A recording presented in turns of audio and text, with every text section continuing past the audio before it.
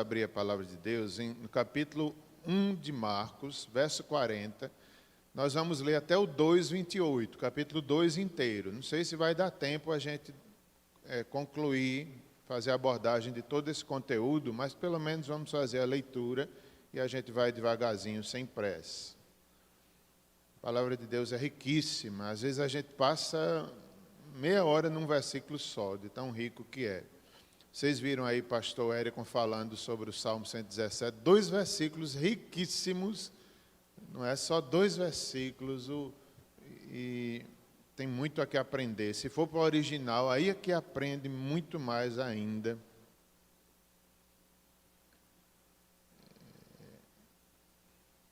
Marcos, capítulo 1, verso 40. Até mesmo os irmãos que estão em casa poderão pegar suas Bíblias e fazer a leitura conosco. Eu vou pedir que os irmãos aqui leiam juntos, cada um lerá uma parte, e os que estão em casa vão ficar sem o som, mas podem também aí de casa fazer a sua leitura.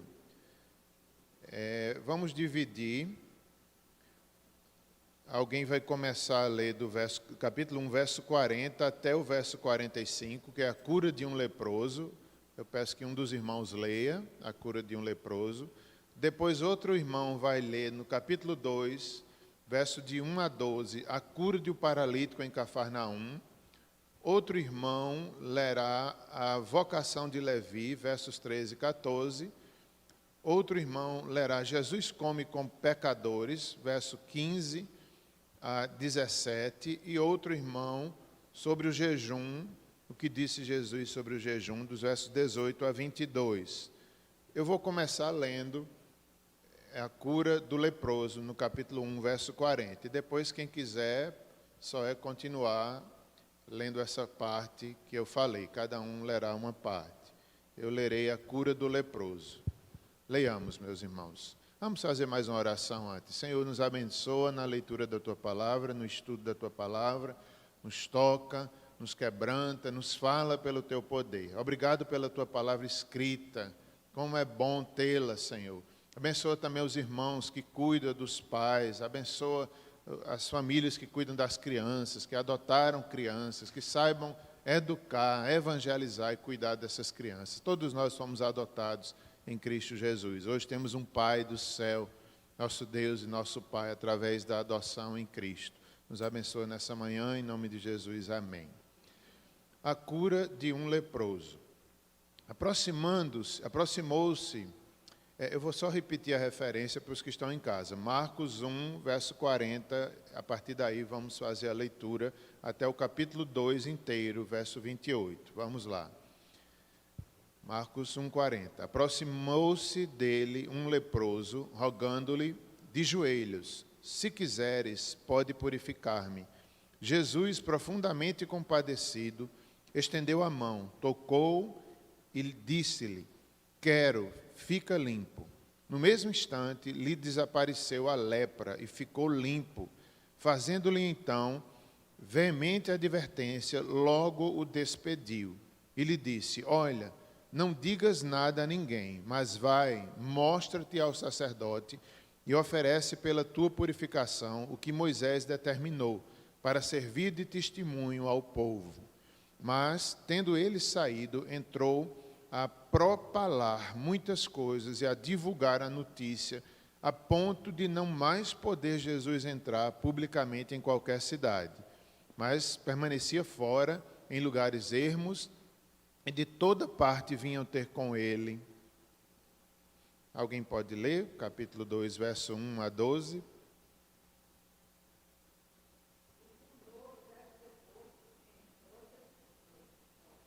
Eu vou ler do 23 a 28. Jesus é Senhor do sábado. Ora, aconteceu atravessar Jesus em dia de sábado as searas, e os discípulos, ao passarem, colhiam espigas. Advertiram-no os fariseus: vê, porque fazem o que não é lícito aos sábados. Mas ele lhes respondeu: nunca lestes o que fez Davi, quando se viu em necessidade e teve fome, ele e os seus companheiros? Como entrou na casa de Deus, no tempo do sumo sacerdote Abiatar, e comeu os pães da proposição, os quais não é lícito comer, senão os sacerdotes. E deu também aos que estavam com ele, e acrescentou: o sábado foi estabelecido por causa do homem, e não o homem por causa do sábado. De sorte que o Filho do Homem é semelhante, Filho do Homem é Senhor também do sábado. Mais uma vez te pedimos, nos abençoa, em nome de Jesus. Amém. Meus irmãos, vamos aos poucos tentando vencer todo esse conteúdo tão importante, riquíssimo do Evangelho, dos Evangelhos, especialmente aqui no Evangelho de Marcos. Começando aqui pela cura do leproso, vejam que esse mesmo texto que está aqui em Marcos, ele também é repetido em Mateus capítulo 8, verso de 1 a 4, e Lucas capítulo 5, verso de 1 a 16. Essa harmonia dos evangelhos, isso é importante a gente notar. Estamos estudando Marcos, acredita-se que ele foi o primeiro evangelho a ser escrito, e os outros usaram Marcos como fonte, e também outras fontes, outras pesquisas, outras experiências que cada um deles teve com os apóstolos, com o próprio Cristo, talvez. Então, é importante a gente notar que muitas dessas histórias são repetidas, às vezes se acrescenta um fato novo, a visão nova do evangelista. Alguém até já comparou, é como alpinistas subindo a mesma montanha de lados diferentes. Eles vão chegar no cume, mas cada um tem uma visão panorâmica diferente, cada um registrou conforme aquilo que o Espírito Santo lhe permitiu. Olha, meus irmãos, sim, esse material que a gente está estudando hoje é baseado no comentário do pastor Hernandes Dias Lopes. Eu li esse texto da cura do leproso, eu fui tão tocado, como é linda essa história. É a história dos pecadores, é a nossa história. O pecado é comparado, ou melhor, a lepra é comparada ao pecado. O pecado destruiu a humanidade. Era a pior doença da época. E eu li esse texto essa semana, fui profundamente tocado em lembrar disso, uma história que todos nós já sabemos, mas se renova cada vez que a gente lê pelo poder do Espírito Santo. Assim é a palavra de Deus, ela é viva, ela é eficaz, ela opera em nós cada vez que a gente estuda, cada vez que a gente lê. E quando eu fui estudar depois o pastor Hernandes, ele comentou algo que eu acredito e achei interessante da parte dele ele comentar. Quando ele disse que é um dos textos mais emocionantes do Novo Testamento, essa parte aqui da cura dos leprosos. E realmente eu li e fiquei muito emocionado. E pastor Hernandes confirmou isso, porque é a história da salvação, é a história de cada um de nós. A nossa lepra o Senhor curou, era um estado, a lepra mostrava um estado lamentável onde o ser humano pode chegar. Excluído da sociedade, rejeitado, uma doença que ia piorando a cada dia, que degenerava. Eram vários tipos de lepra, estava associada a algumas alergias de pele, estava associada a algumas eram mortais, algumas eram incuráveis. Essa aqui era do pior tipo, era mortal, era um problema sério.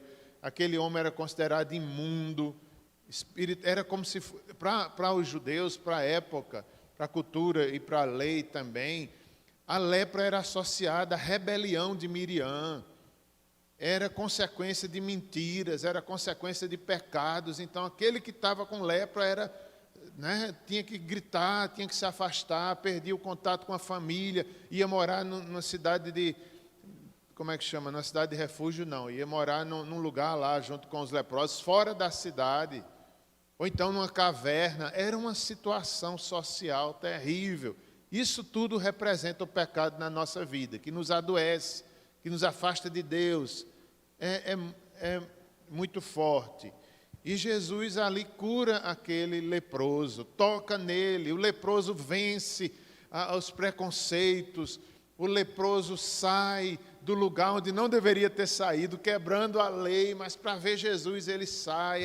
É a busca do homem ali, ouvindo o chamado de Deus. É impressionante isso. Ele, certamente, por onde ele passava, o povo poderia até apedrejá-lo, e ele enfrentou tudo, enfrentou todos para chegar perto de Jesus. Ele chega tão perto que Jesus o toca.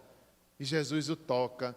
Ninguém poderia tocar, mas Jesus, ele é Senhor das enfermidades, ele é maior do que a lei, ele é sacerdote, não igual aos outros sacerdotes judeus, ele é de outra ordem, ele veio diretamente do céu, então ele tem autoridade para fazer do jeito que quer e como quer. Tudo isso a gente aprende aqui. Ele é maior do que a própria lei, ele é maior do que a criação, ele é maior do que a lepra. É impressionante realmente essa história. Vamos ver um pouco mais alguns detalhes. Antes de continuar falando do leproso, eu coloquei aqui, não sei se talvez não seja muito visível aí na projeção, também os que estão em casa, mas é apenas um quadro comparativo dos evangelhos, para a gente ver como aqui, olha, os textos que são comuns nos três evangelhos, de Mateus, Marcos e Lucas, são 330. Olha a quantidade, que tem num se repete nos outros. Alguns textos que são comuns a Mateus e a Marcos apenas, 178. Comuns a Marcos e a Lucas, 100. Comuns a Mateus e Lucas, 230. Próprios a cada um, 330 em Mateus, 53 em Marcos e 500 em Lucas, para a gente ver que tem muita coisa de um em outro, não é? É ali uma repetição, como já foi dito, algum acréscimo, alguma novidade que elucida o texto, que faz a gente compreender melhor.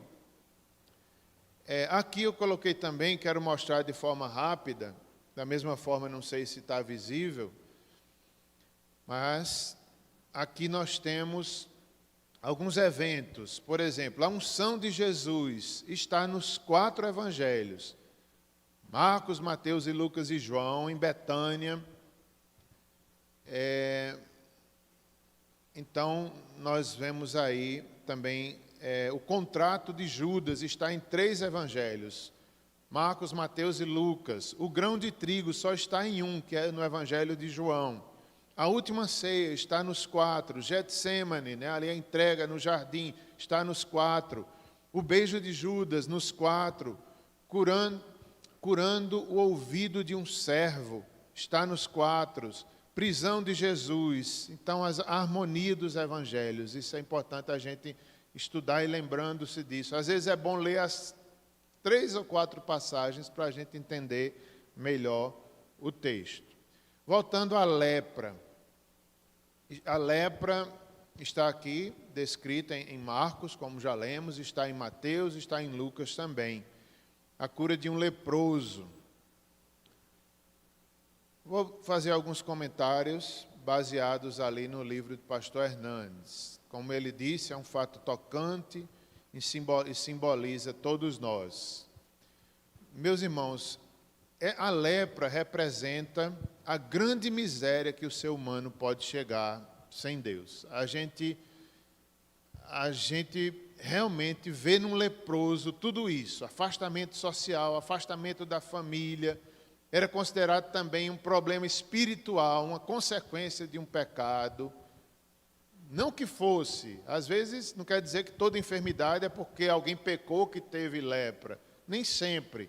Mas o entendimento geral era esse, era como se fez alguma coisa errada para estar pagando. Mas isso é um entendimento, às vezes, equivocado. Nós adoecemos pela questão do pecado geral da humanidade. Todos nós estamos sujeitos, não porque cometemos um pecado específico na nossa vida hoje, na nossa história, mas a consequência geral do pecado na humanidade. O ser humano pode chegar em grande miséria pelo afastamento de Deus. Era considerado impuro, indigno, como já foi dito, um afastamento social, esperava a morte, ia de pior a pior. A gente sabe que o pecado leva à morte, leva à separação de Deus. O salário do pecado é a morte. Mas um dia, aquele leproso sabe que Jesus estava perto. A atitude natural de um judeu seria afastar-se, atirar pedras, mas Jesus tem compaixão. Aqui é um ponto lindo nesse texto, é a compaixão de Jesus. Primeiramente, nós vimos a condição humana, onde nós podemos chegar sem Deus. É terrível, irmãos. É terrível. A lepra representa onde a humanidade pode chegar sem Deus. Não vale a pena aqui se estender, mas cada um de vocês conhece as nações, os povos, a pobreza, a fome, a miséria, a mentira, o desrespeito, tudo isso é o pecado na humanidade. O homem pode matar, o homem pode enganar, o homem pode mentir, porque não se dobra diante de Deus e é capaz de muita maldade. Por outro lado, em meio a tudo isso, nós vemos a compaixão que Jesus tem. Jesus se compadece de nós, se compadeceu do leproso, agiu, tocou nele, algo que não acontecia naquela situação. Ao invés de Jesus jogar pedra, gritar com ele, volte, se afaste. Jesus era judeu de forma humana, falando, né? Mas ali ele age como filho de Deus, ele se aproxima, ele tem compaixão. Como nós precisamos ter compaixão das pessoas? Tem ministérios, tem até esse nome, acho que é compassion, compaixão.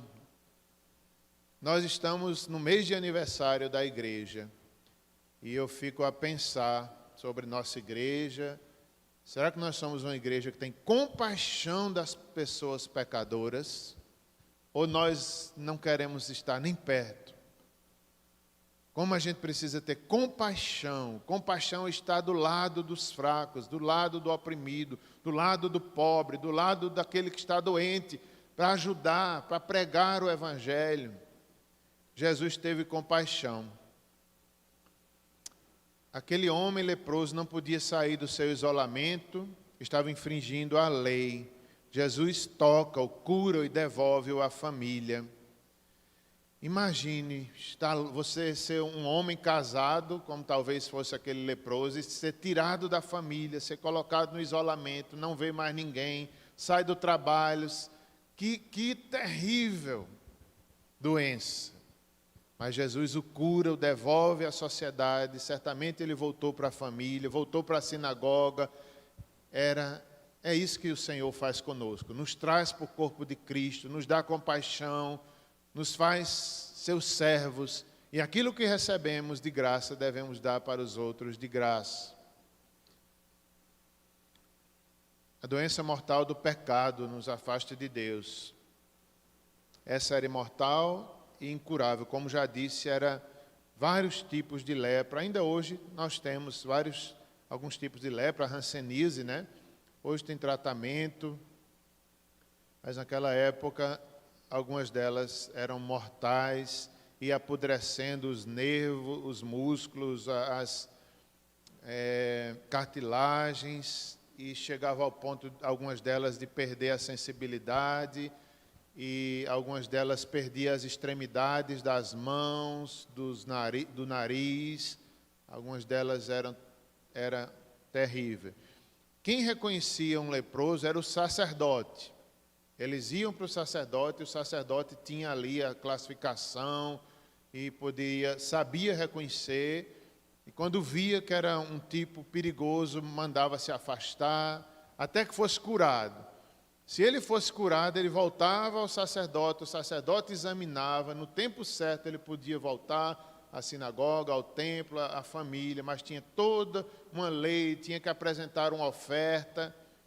Isso aqui é muito importante, irmãos, que todo milagre verdadeiro, ele pode ser verificável.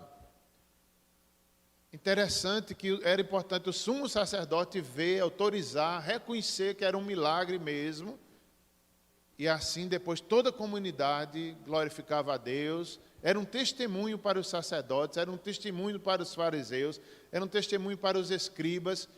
Quer eles crescem, seria para a glória de Deus, e se eles rejeitassem, serviria para a condenação deles. Então, como é importante, meus irmãos, nós vivermos nossos milagres, nossa salvação num contexto de igreja. A gente precisa da igreja, A gente precisa do reconhecimento. É tão ruim quando a gente vive de forma isolada. O nosso milagre é para ser vivido em comunidade, em compartilhar, em testemunhar, servir de testemunho para os outros. Essa história nos ensina isso também. Viver. E a gente não deve ter medo, né, de comprovar nosso milagre. Se foi milagre, vai ser comprovado. A igreja reconhecerá. Os médicos farão o exame e verão que você está curado. Não precisa ter medo. Jesus me curou. Tem gente que diz assim, Jesus me curou, não vou nem no médico. Não. Se Jesus lhe curou de verdade, vá no médico que ele vai confirmar se foi a cura ou não. Então, o milagre verdadeiro não teme a avaliação humana, nem a avaliação da igreja. Veja só, ainda sobre o pecado, né? A lepra representava o pecado, a lepra contaminava outras pessoas, o pecado contamina outros. Às vezes começa no nosso coração, daqui a pouco está na nossa família, daqui a pouco está nos filhos, daqui a pouco outras pessoas estão vendo e copiando. O pecado é como a lepra, contamina, insensibiliza.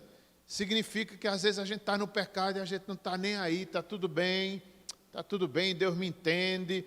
E o pecado deixa a gente insensível, como alguns tipos de lepra deixavam. Deixa marcas. Por isso que a gente deve temer a Deus e temer não pecar, porque ainda que Deus perdoe, ficam as marcas, como a lepra deixava marcas. A gente deve fugir.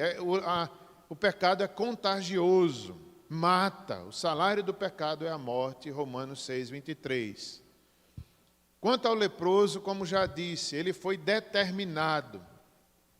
Venceu o medo, teve fé, venceu os complexos, o repúdio das pessoas e foi aos pés de Jesus.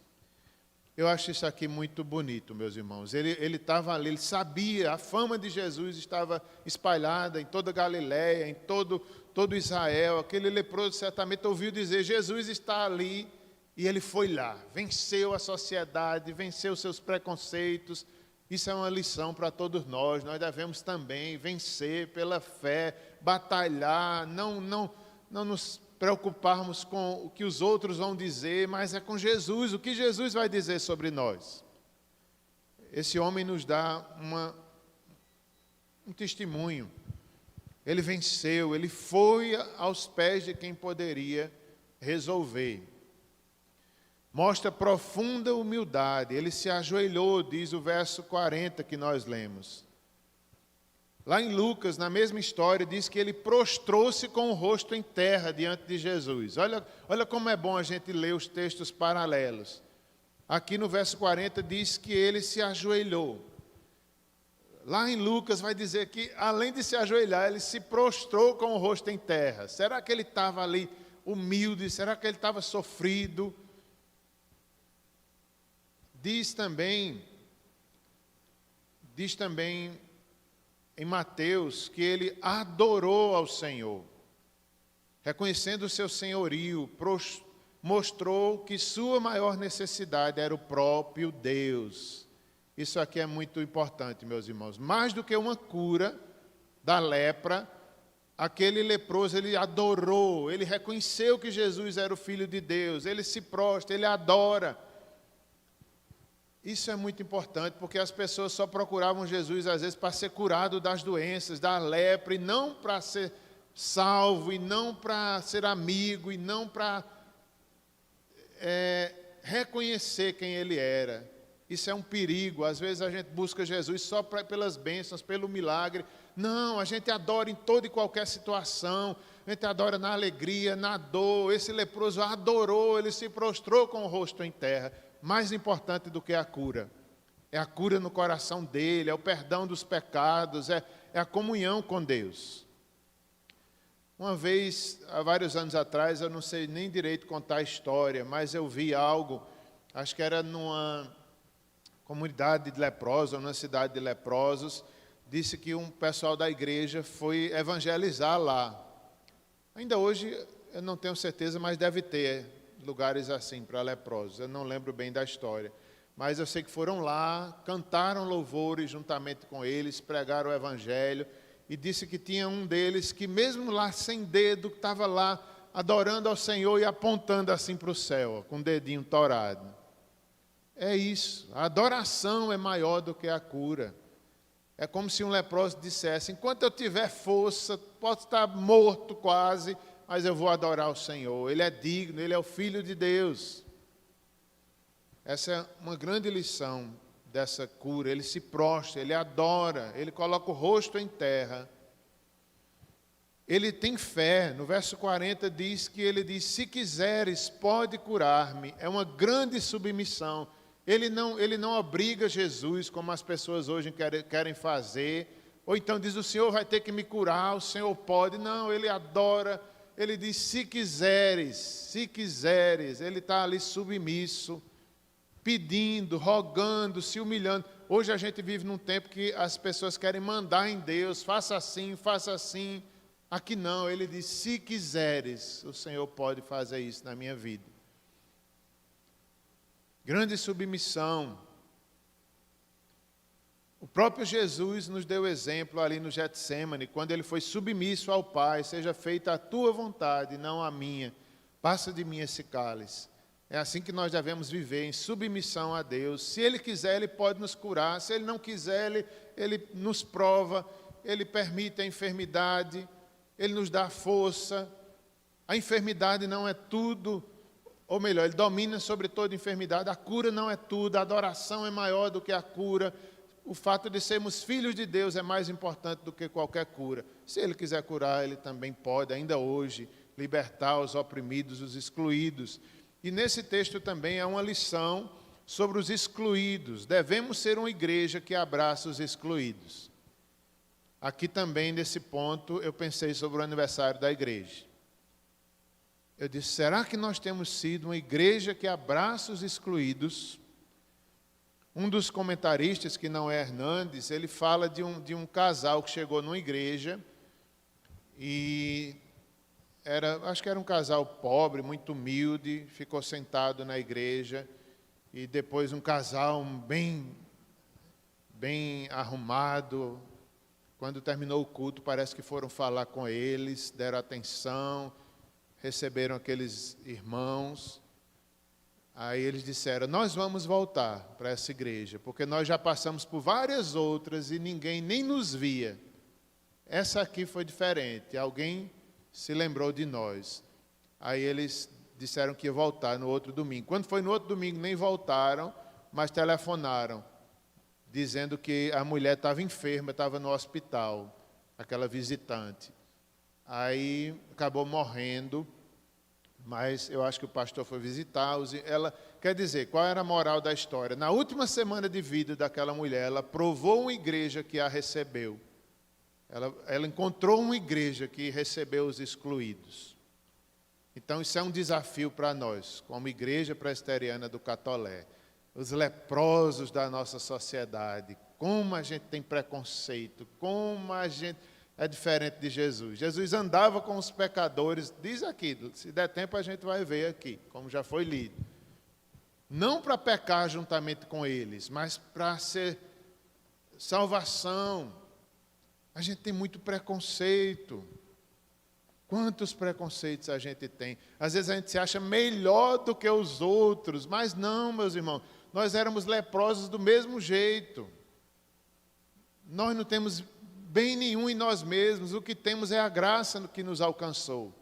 Então nós devemos entender, estender o braço, a misericórdia, o amor, a salvação, a evangelização a todas as pessoas da sociedade. A gente realmente precisa aprender. Os excluídos, como esse leproso. Como já disse, o verdadeiro milagre é verificável através ali do testemunho do sacerdote. Era necessário o testemunho.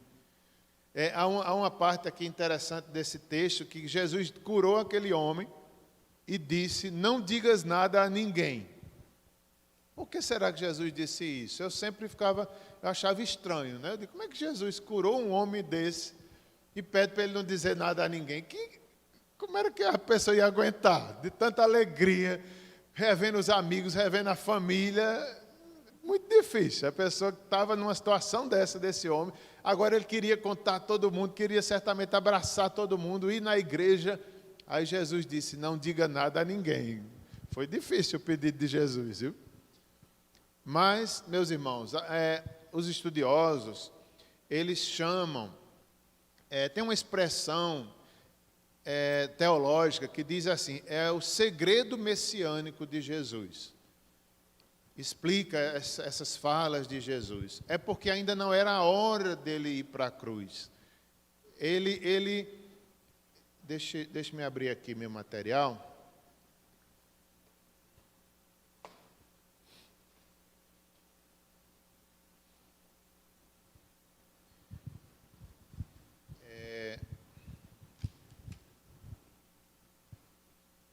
Sim, então, Jesus, né, ainda não era a hora dele ir para a cruz. Então, duas coisas aqui são importantes a gente observar nesse segredo messiânico, é uma expressão teológica. É que Jesus veio, em primeiro lugar, para pregar para aquelas cidades. A gente vê, tanto um pouco mais, algum texto aqui um pouco mais atrás, que as multidões começavam a ir à procura de Jesus, às vezes como se ele fosse apenas um curador, como se fosse uma pessoa que estava ali só para curar as enfermidades. E Jesus não queria ser conhecido apenas como isso. Ele veio para evangelizar, para reconciliar, para passar de aldeia em aldeia.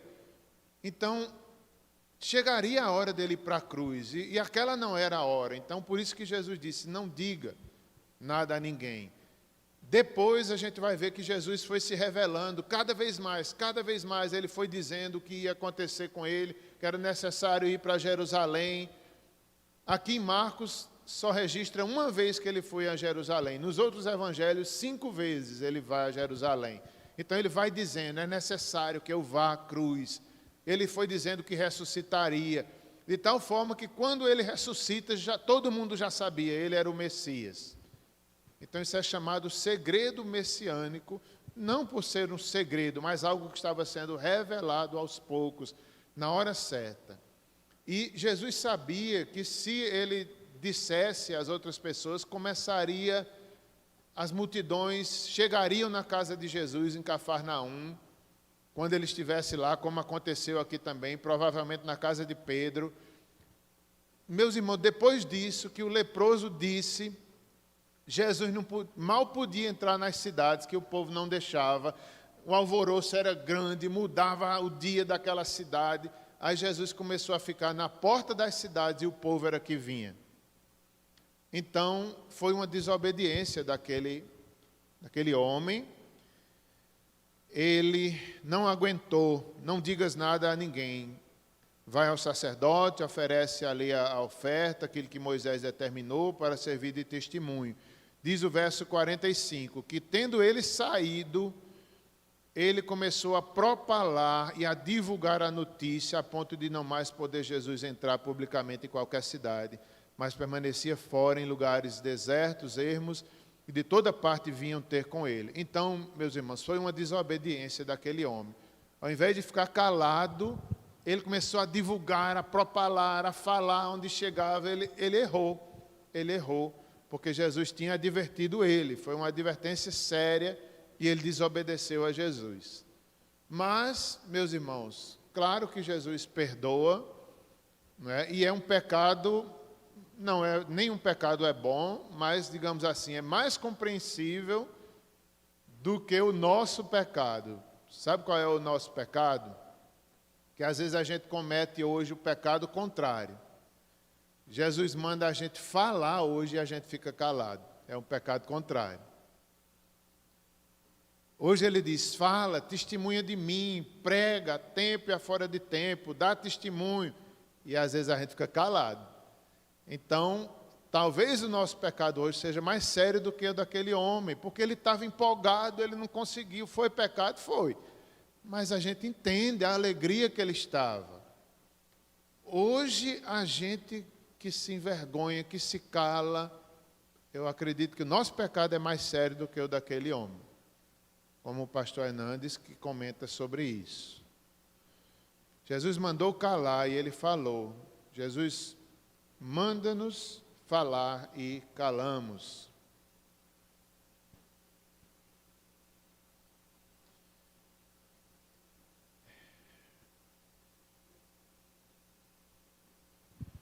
Agora, vamos avançar um pouco mais, dos versos 1, capítulo 2, verso 1 a 12, a cura de um paralítico em Cafarnaum.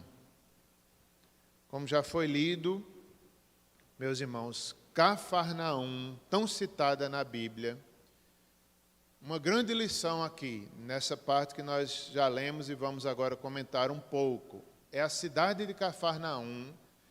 Ela se tornou um palco ali, dos chamados dos discípulos, de curas, Deus revelou tanto a sua glória em Cafarnaum. Ali às margens do mar da Galileia, a cidade que viu muitos milagres, ouviu muitas pregações, ouviu, se reuniu, trazia os enfermos, escutava, Jesus curava. Então, uma cidade privilegiada. Ela era uma cidade que Jesus, quando saiu de Nazaré, Jesus nasceu em Belém, é educado em Nazaré e depois vai para Cafarnaum. Então, ela tem o privilégio de receber o Filho de Deus, viu muita coisa, viu uma cidade onde a glória de Deus foi vista nela. E aqui é uma grande advertência para nós. Chega ao ponto que a Bíblia disse que haverá mais rigor para Cafarnaum no dia do juízo do que para Sodoma. Olha que coisa séria. Porque eles viram o Evangelho, eles viram os milagres e não temeram, não praticaram, não se converteram de verdade. Na multidão havia aqueles que só queriam ver os milagres. Aí Jesus disse, ai de algumas cidades.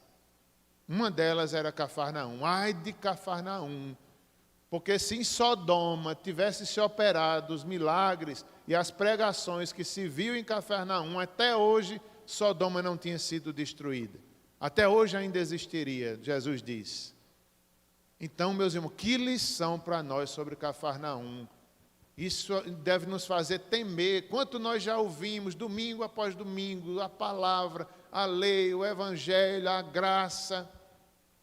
E devemos levar a sério. Devemos temer e tremer e não calar e adorar ao Senhor. Porque é uma advertência. Cafarnaum, no julgamento final, vai prestar contas a Deus. Porque ouviu muito. Jesus pregou muito para eles. Jesus curou. Eles viram e ouviram e testemunharam e não se arrependeram da forma que deveria ter acontecido. É uma grande lição aqui para nós em Cafarnaum. Um desses milagres que Jesus fez foi ali naquela casa, talvez a casa de Pedro. Jesus entrou de novo em Cafarnaum e logo correu que ele estava em casa, Ele estava morando ali, talvez na casa de Pedro, e se espalhou ligeiro. Jesus está em Cafarnaum e a casa se encheu novamente. Quando a casa se enche, muitos ficaram à porta, a casa se encheu e Jesus estava fazendo o quê? Pregando a palavra mais uma vez em Cafarnaum. Jesus veio para pregar. O maior ministério de Jesus era a pregação. Antes de curar, nós vimos aqui o ministério de oração, o ministério de Jesus em vários aspectos, em libertação, mas antes de tudo era a pregação que era o mais importante. Jesus estava ali naquela casa pregando, lotou de gente e, de repente, 4 homens trazem um paralítico. Eles não tem como entrar, eles vão ao telhado, fazem uma abertura e baixam aquele homem no seu leito, doente, aos pés de Jesus. Vendo Jesus a fé, Jesus disse ao paralítico: filho, os teus pecados são perdoados. Alguns escribas estavam sentados ali e arrazoavam em seu coração. O que é que eu quero chamar a atenção aqui? Primeiramente, a atitude desses 4 amigos daquele paralítico. Aquele paralítico certamente não podia ir sozinho. representava as pessoas que têm dificuldade se achegar a Deus, se achegar à igreja, precisa que alguém o carregue e o leve. Na aula, uma das aulas passadas, nós vimos isso. Nós temos que ser pessoas que levam outros a Cristo. Isso dá trabalho, é pesado, nos desgasta. Isso requer força para a gente ajudar alguém problemático. Então, mais uma vez aqui está o registro. Aqueles 4 homens tinham fé, se importaram com um amigo e levam a Jesus. Interessante que certamente quando eles chegaram, viram ali a casa cheia, não tinha como entrar. Se eles fossem covardes, eles olhavam para o paralítico e diziam: lhe trouxemos até aqui, mas não dá mais para entrar. Agora, vamos voltar para casa. Não. Eles tinham coragem, eles tinham fé, eles vamos cavar um buraco no teto. Olha que homens determinados, fortes, amigos, que levaram aquele homem a Jesus. Diz aqui que Jesus viu a fé deles e viu a fé do paralítico. O telhado, meus irmãos, era um telhado diferente naquela época, era feito de barro, de palha, como essas casas que a gente vê hoje, né, no interior. Então, eles cavaram ali o barro e as palhas, e um buraco grande, certamente, e desceram ali. Jesus, em vez de repreender e dizer: o que foi isso que vocês fizeram? Quebraram minha casa, quebraram a casa de Pedro. Não, ele dá uma palavra de ânimo, ele vê a fé. Inclusive, meus irmãos, há um ensino aqui, né? Às vezes até a nossa casa, quem tem a casa aberta para o Evangelho, às vezes sua casa vai se melar, seus móveis vão quebrar mais cedo, vai sujar o seu tapete. Por quê? Porque você está acolhendo na sua casa pessoas problemáticas. Eu já passei muito isso. Quando eu casei, eu dizia, eu e Simone, a gente tinha o mesmo pensamento e deu certo, né? Às vezes a gente dizia: nossa casa vai ser uma casa missionária, aberta. Tinha até uma música que dizia assim: que venham os rejeitados, eles podem estar certos que em nossa casa encontrarão Jesus. Esse era o nosso lema, ainda é, né? Mas quando a gente era mais jovem, a gente tinha mais força, tinha mais condições de receber mais gente. Hoje a gente tenta. Mas já passamos por tantas coisas por causa disso. Já recebemos pessoas doentes em nossa casa. Já recebemos pessoas com problemas sérios que eu não receberia. Eu lembro de uma vez que até hoje eu fico triste, porque uma amiga nossa estava enferma aqui em Campina Grande, missionária, e eu tentei ajudar. O médico dela me chamou, que era conhecido meu, né? Pastor, fulano de tal, está aqui em Campina, vamos tentar ajudar. O médico ligou para mim. Eu fui ao encontro, tentei ajudar aquela missionária, amiga nossa, com problemas mentais. E eu fiquei triste, porque o médico pediu, o médico não era nem crente. O médico pediu: dá para ficar na sua casa? Eu não pude levar a missionária lá para casa. Eu não sei por que eu não pude. Mas ainda hoje eu não entendo e fico triste. Por quê? Porque você levar uma pessoa doente tem riscos, tem problemas, há dificuldade. Resumo da história: o médico, que não é nem crente, ficou com ela em casa e eu não fiquei, para minha vergonha. Eu digo: meu Deus do céu. Então, quebraram a casa ali de Pedro ou de Jesus, e ele estava disposto a isso, era uma vida. Como a gente tem que aprender o valor das vidas, o valor do Evangelho. A gente está aqui nessa terra para isso, a gente dá valor mais às coisas do que às pessoas. Eu lembro que várias vezes na nossa casa, a gente tinha até um quarto, a gente chamava o quarto do profeta, que era para receber missionários, para receber pastores, pessoas que precisassem de ajuda. A gente tinha um quarto. Hoje a gente não tem mais, não cabe, né? Cresceram os filhos, os quartos estão todos lotados. Está parecendo Belém, que não recebeu nem Jesus, né? É engraçado que tem uma cama lá na nossa sala, que quem dorme é Juliana. Eu queria ter um quarto para a Juliana, mas não tem.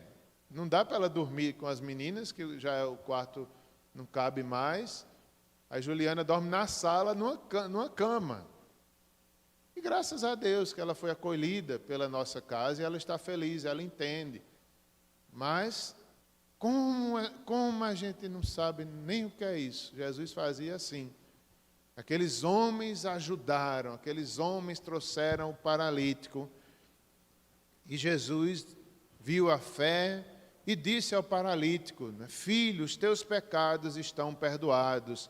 Ao invés de receber um carão, ele recebe um acolhimento. Filho, podia ter recebido, saia daqui, você quebrou minha casa. Ele diz, filho, os teus pecados estão perdoados. E depois começam ali os fariseus, os escribas e fariseus começam ali a arrazoar em seu coração, como quem diz, por que Jesus fala assim? Quem é ele para perdoar pecados? Então, eles estavam certos e errados ao mesmo tempo, os escribas e fariseus. De certa forma, eles estavam dizendo, oxe, só quem pode perdoar é Deus. Mas eles estavam certos nisso, ao mesmo tempo estavam errados, porque não estavam reconhecendo a divindade de Cristo. E ali, Jesus diz, qual é o mais fácil, perdoar os pecados ou dizer a este paralítico, levanta-te e anda? Aí Jesus o cura e diz, para que todos saibam que o Filho do Homem tem poder de perdoar pecados, eu te digo, levanta-te e anda. E todos se maravilharam, nunca vimos tal coisa, né, além de Cafarnaum. E ele, levanta teu leito e vai. Então, é isso, meus irmãos. Esse texto nos ensina que Deus tem o poder de perdoar pecados. E Jesus também tem, porque é Deus feito homem. Esse texto também nos ensina que os escribas começaram a arrazoar ali, duvidar, e Jesus percebeu pelo Espírito e os repreende, os ensina. E interessante, meus irmãos, a perseguição, duas coisas chamam a atenção nos evangelhos. Jesus chamava a atenção da multidão inteira, de uma cidade inteira. Por outro lado, despertava a perseguição dos religiosos. Enquanto o povo amava muitas vezes, os piores inimigos de Jesus foram os religiosos. Os fariseus, os escribas, os doutores da lei foram, inclusive, começam aqui com uma dúvida, com um arrazoamento, depois chamam os discípulos e questionam Jesus, os escribas, depois os fariseus repreendem diretamente a Jesus. No final, eles se unem até com os herodianos para poder tramar a morte de Jesus. Veja que coisa impressionante. Começa com uma má intenção no coração, termina em perseguição e termina em morte. Enquanto Jesus salvava, o povo amava, os religiosos, que deveriam ter sido os primeiros a reconhecer o Messias, por causa da religiosidade, por causa das suas leis humanas e duras.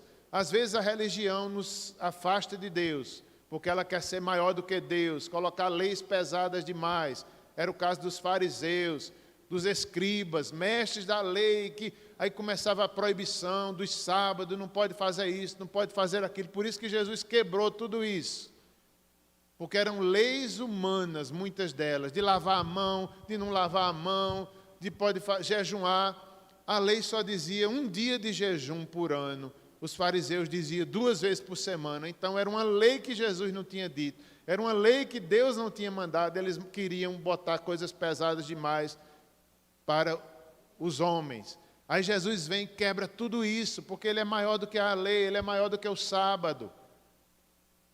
E aqui ele fala, quando Davi, num tempo difícil, ele entrou no templo e comeu do pão, que era permitido só aos sacerdotes. Aí Davi come, ainda dá para todos ali que estavam com ele, e não é repreendido por Deus.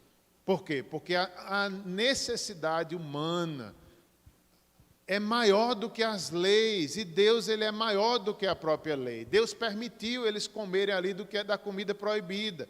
Às vezes isso é o legalismo, né? A gente fica pegado à coisa, não, e Jesus é maior do que o sábado, Jesus é maior do que o pão da propiciação, ele é o pão da vida. Permitiu Davi comer, por quê? Porque era fome, era um tempo difícil, e Deus ali entendeu. Aí Jesus quebra toda a religiosidade dos fariseus, que queriam jejuar pelos motivos errados, para serem vistos pelos homens. Aí Jesus os repreende, porque Jesus conhecia o coração deles. Os escribas, doutores, conheciam, interpretavam, principalmente os fariseus, grupo ali, um dos maiores grupos dos judeus, que eram religiosos, estavam longe de Deus, porque era só aparência, orava para ser visto pelos outros, jejuava para ter o elogio humano. Aí Jesus repreendia esse povo, tudinho, que vivia dentro da igreja, mas longe dele. É isso, meus irmãos. Agora, verso 13 e 14, a vocação de Levi.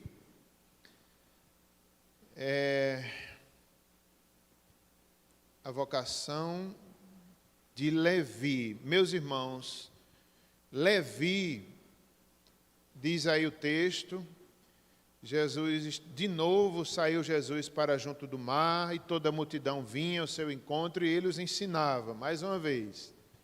Quando ia passando, viu Levi. Levi é Mateus, filho de Alfeu, sentado na coletoria, e disse: segue-me.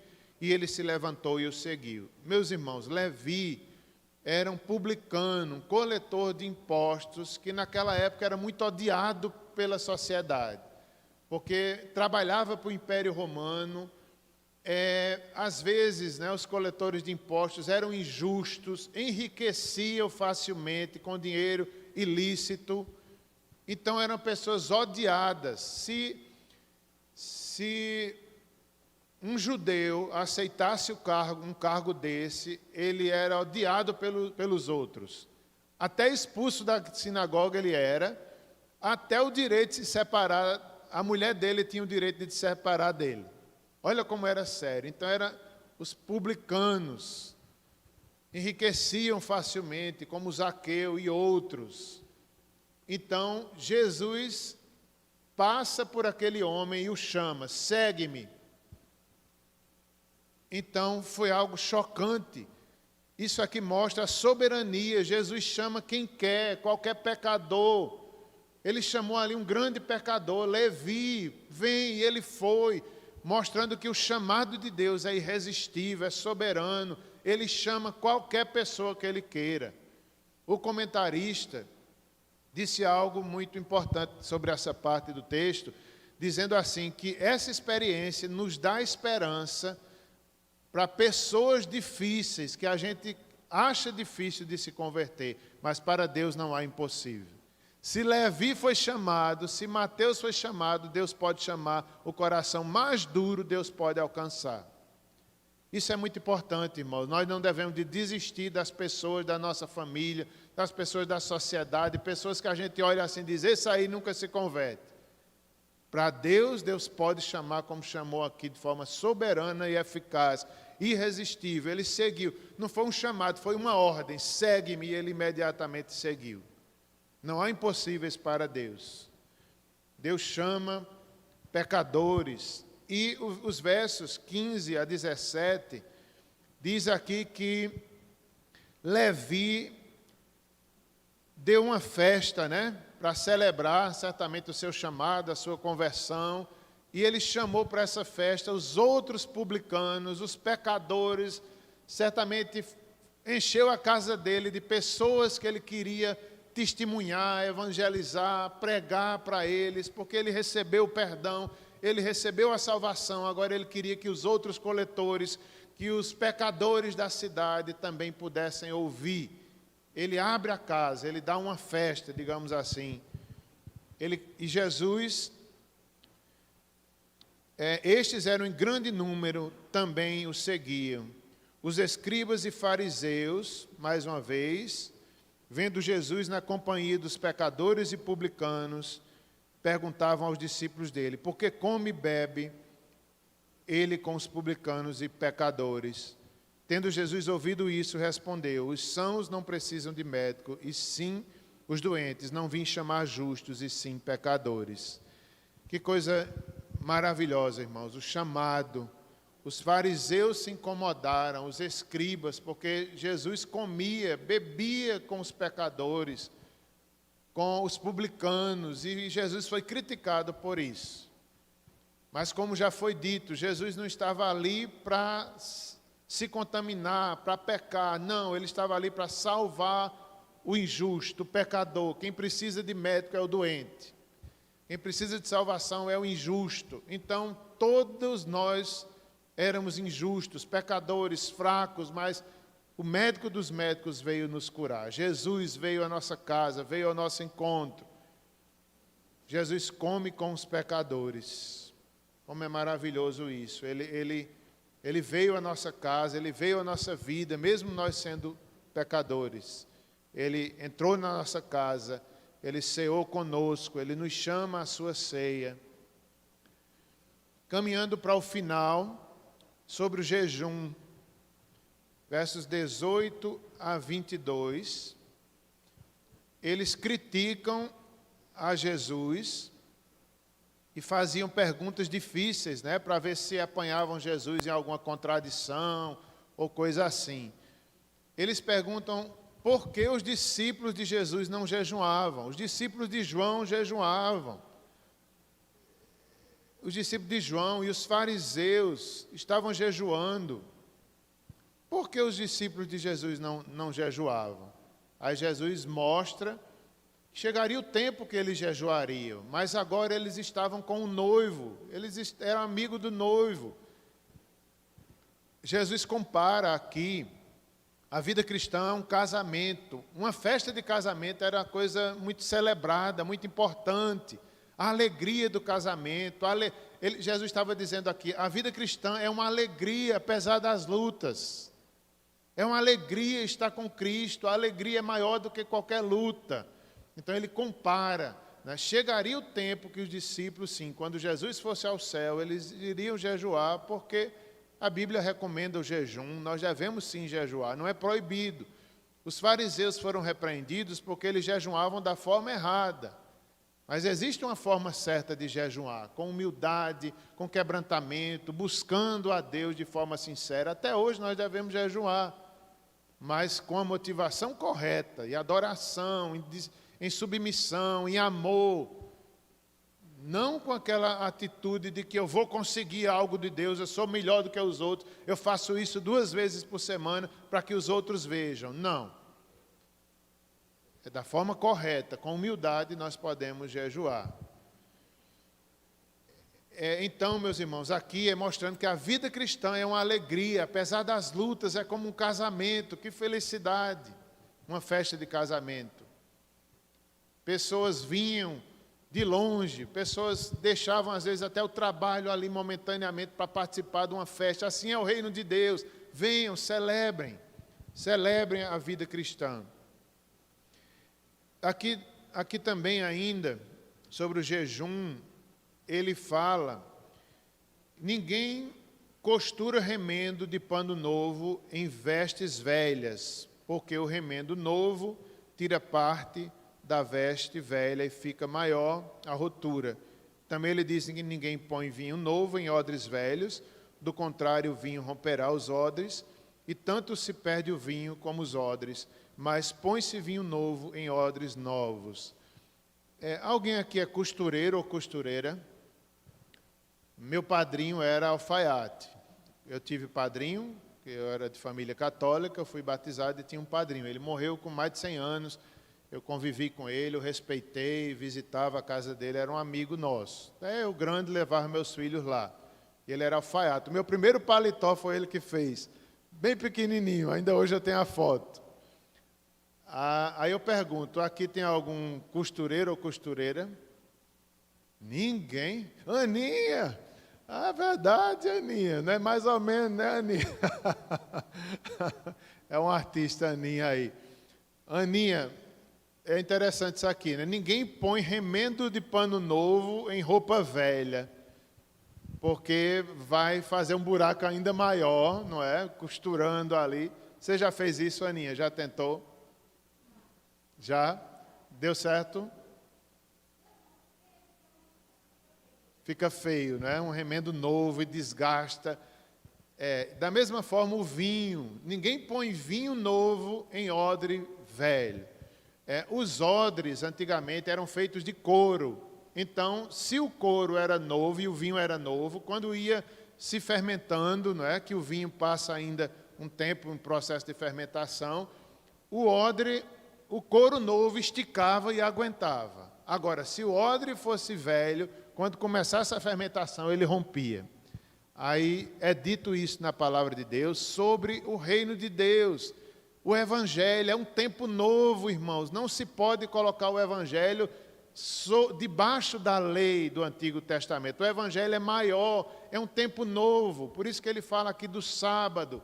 Por isso que depois ele vai dizer que o Senhor é maior do que o sábado. Nós devemos sim respeitar o sábado, como desde a criação o Senhor ensinou o descanso.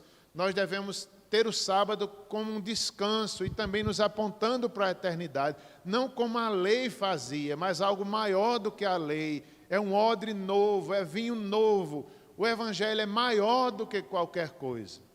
Maior do que a lei, maior do que Moisés. É um tempo, o reino de Deus é chegado através de Jesus Cristo. É um derramar maior do Espírito Santo. A pregação do Evangelho é em toda a terra. Então, são os últimos dias. Tem que ser em odre novo, vinho novo, o Espírito Santo que Deus derrama. O Evangelho para nós. Não pode, por isso que Jesus quebrou essas tradições ali dos fariseus, porque eles queriam prender no velho. Eles queriam aquelas leis duras que Deus não tinha determinado. Eles queriam colocar o Evangelho dentro de odres velhos e Jesus não permitiu. É tempo novo, é odre novo, é vinho novo. Chegará a hora em que os verdadeiros adoradores adorarão ao Pai em espírito e em verdade. Jesus disse à mulher samaritana, eis que vem a hora e já chegou. Já chegou. Era o tempo da verdadeira adoração que nós vivemos os últimos dias, até o dia esperando a volta de Cristo. Então ninguém pode colocar um pano novo como remendo em vestes velhas. Ninguém pode colocar o Evangelho no padrão do Antigo Testamento. É maior, o Antigo Testamento é importante, continua sendo palavra de Deus, mas o Evangelho é uma revelação maior, mais graça, mais você vê a Deus de forma mais abrangente, olhando para a cruz, olhando para Cristo. E assim, meus irmãos, caminhamos para o final, vamos finalizar. Ele disse aqui no verso 28, de sorte que o Filho do Homem é Senhor também do sábado.